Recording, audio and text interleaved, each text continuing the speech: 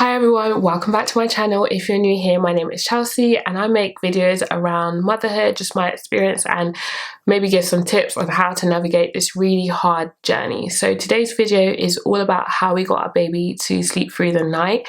I recently made a video about like sleeping update, breastfeeding update. So if you haven't seen that, I'll link it here. But this is more geared towards sleep and how we got her to sleep through the night. The first thing I would say is to just get your head around sleep. You need to adjust your expectations of normal infant sleep.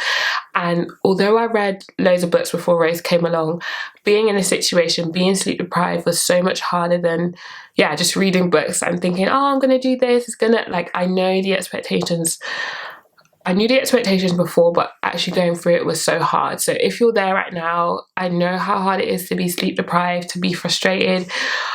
But hopefully this video can help you and to just give you some confidence that you are doing an amazing job. And the first thing that I would say, like I just mentioned, is to adjust your expectations. Go read into the scientific research around children sleeping.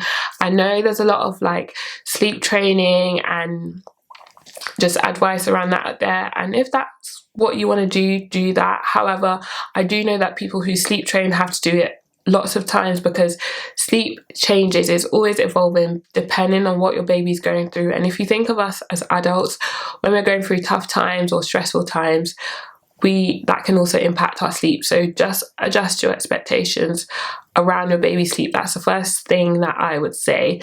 The next thing I would say is to have a routine. And sorry, I've got an itchy head. We didn't really have a routine when she was younger, but as she got older, I noticed that she would need naps at certain times. And obviously, good sleep in the day equals good sleep at night. That's just, I follow this Instagram account called Fox and the Moon Infant Sleep, and I'll link it down below so you can have a look. That account really sort of affirmed me and helped me to just be like, okay, you're doing a great job, and your baby sleep is not a reflection of how good of a parent you are. And I feel like sometimes because there's so much pressure around sleep, we feel like we're not a good enough parent, but you're doing great, sweetie. Like, your baby sleep is not a reflection on how good of a parent you are. I know sleep is a massive thing, so we do sometimes feel that, but you're doing a great job, keep going. But routine, so naps. I noticed, as she got older, she wanted to nap at certain times. Her naps were for a certain length. So I would make sure I follow that schedule. And now she's 14 months old. We have dropped down to one nap, but it is a longer nap. So I'm trying to stretch her to different timings to keep her awake. If you want to know more, then just ask me a question down below. But I'm not going to go into details about wake windows and naps, but I do follow wake windows, make sure her nap is at a certain time, and I do make sure she wakes up at the same time every day unless she's unwell.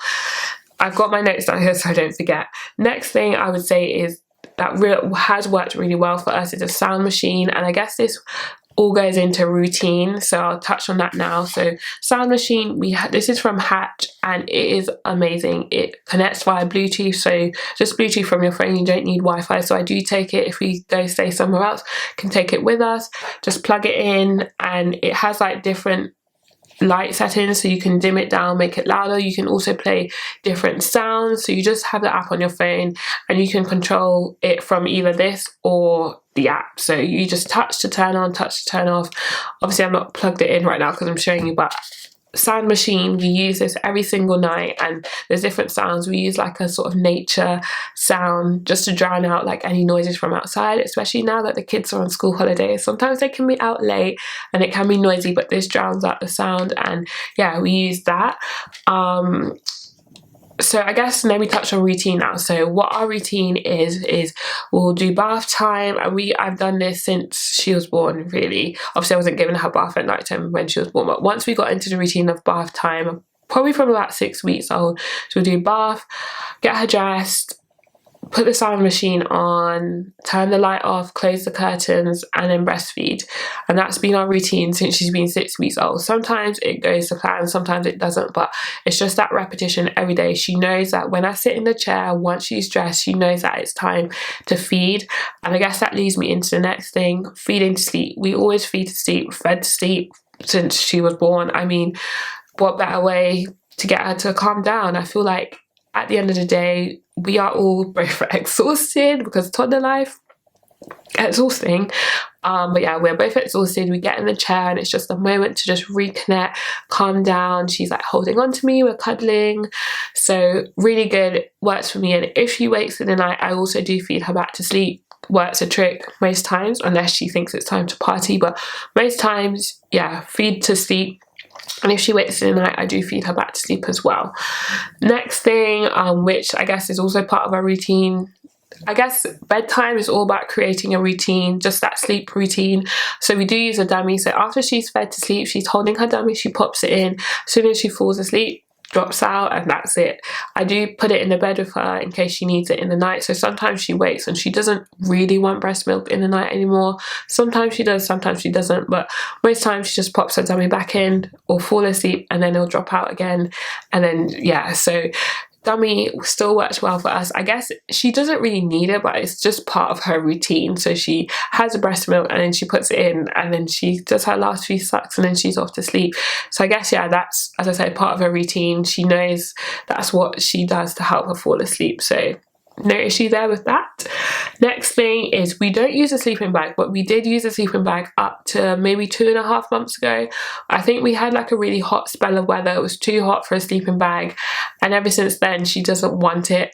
And I think it was part of her routine, like she knew, put on her sleep suit, sorry, I lost my train of thought there, put on her sleep suit, zip up the sleep bag, then we're gonna feed. However, she is a really long baby, she's a really long baby, so I think she has never liked to be restricted, because we tried those, what is it, like the, I can't remember, it was like a swaddle that holds her in, and she hated that from the time she was born. She doesn't really like, yeah, that sort of being enclosed or boxed in. So I guess the sleeping bag was not long enough for her legs, and she also moves quite a lot in her sleep, so she doesn't like it anymore. So I tried, like once the hot weather had gone, I tried it again and she kept waking up, so I just took it off and she sleeps really well without it. But I would recommend trying a sleeping bag because it worked for us up to like 10.5 months.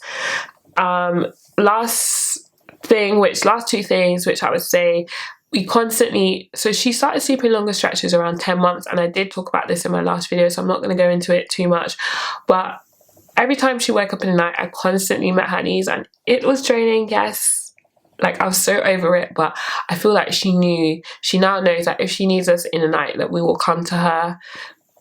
So she, I don't know, that gives her the security and sense to just sleep longer stretches. And I haven't touched on this, I kind of forgot, so before I end, is we do co-sleep, so she doesn't sleep in her cot.